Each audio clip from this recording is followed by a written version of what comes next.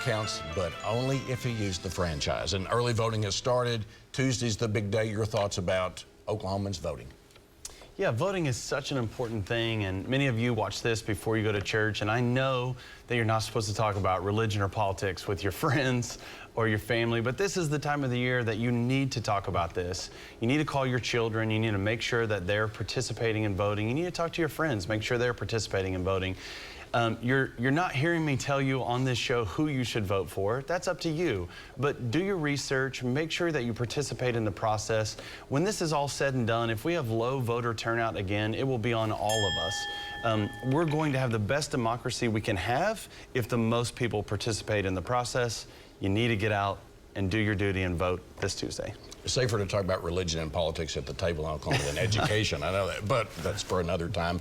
Your thoughts about the vote? Well, I will say I think this show is about how you talk about politics with your friends, and hopefully we do some things on here to make it better.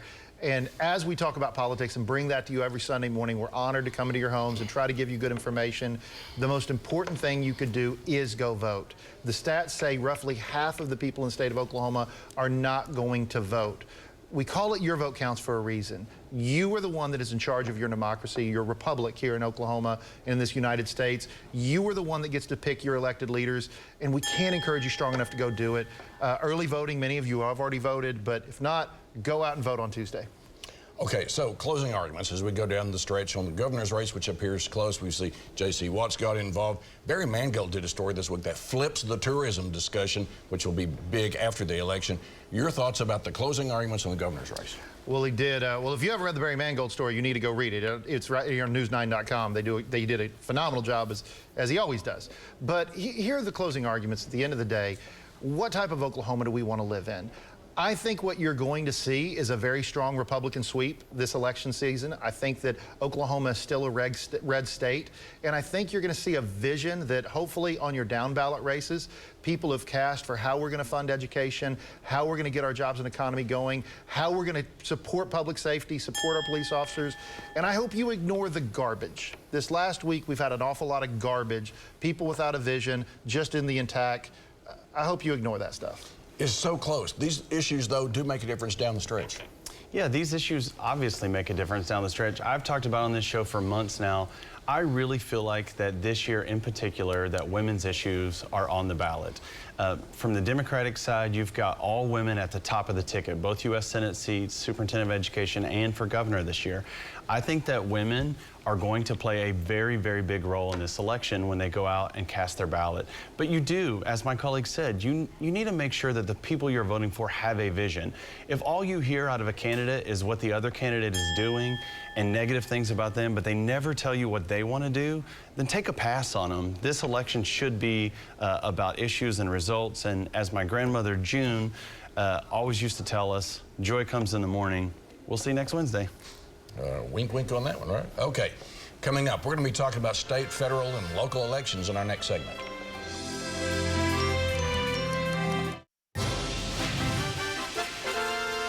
Welcome back. We didn't want to miss out on touching these state and local elections, some of which are very, very hot. Your thoughts?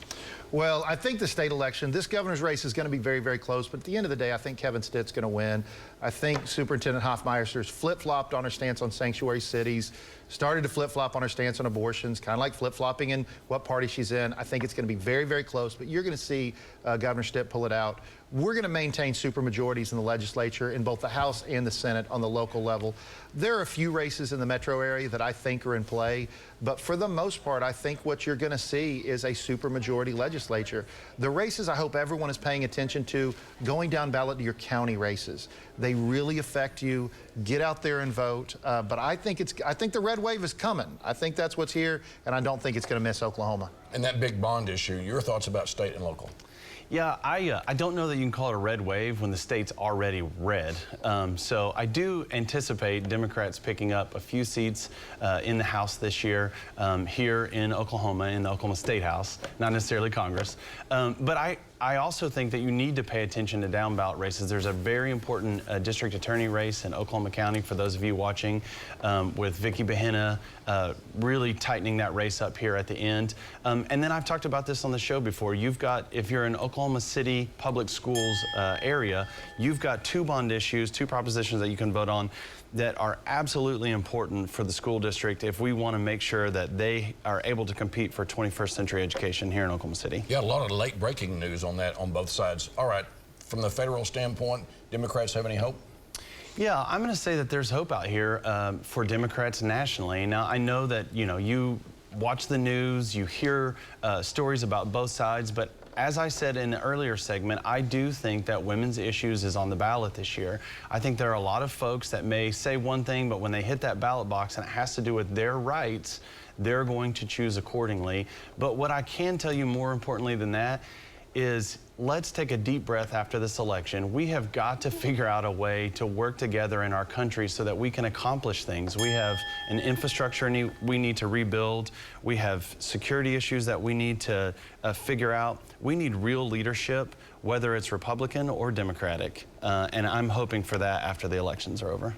At least one new Senate and new Congress person seat are up. Your thoughts? Yeah, so do the Democrats have any hope nationally? No. What is most likely to happen is you're looking at the Republicans taking the Senate by at least 1. If I were guesstimating, which I guess what we do on this show, I'd say Republicans +2 in the United States Senate, and they're going to take over the House. That is great news for the state of Oklahoma. Congressman Tom Cole is going to be on the short list for, if it's not A and B or Probst, a very good position. Congressman Frank Lucas. We're talking about maybe Congressman Hearn ending up as caucus chair. So I think you're going to see just a real wave nationally. And I think a lot of it has to do with, and I'm not getting out of the show without saying it, the horrific handling of the economy and inflation by the National Democrat Party. Knew that was coming up. Knew that was coming up. By the way, the franchise was paid for with a lot of sacrifice. Hope you'll use it this weekend. See this again at news9.com/YourVoteCounts and follow me on Twitter @MitchellTalks.